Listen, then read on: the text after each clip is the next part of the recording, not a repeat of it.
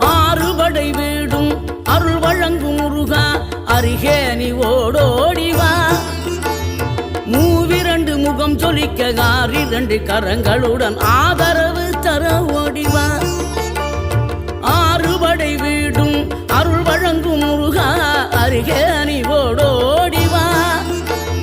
மூவிரண்டு முகம் சொலிக்க ஆறிரண்டு கரங்களுடன் ஆதரவு தர ஓடிவா. ஈசன் மகனே என்னை காக்க இங்க உனையன்றி வேறாரையா. நெஞ்சார நான் நினைக்க பஞ்சாமிர்தம் கொடுக்கும் ஒரு தெய்வம் நீதானையா. ஒரு தெய்வம்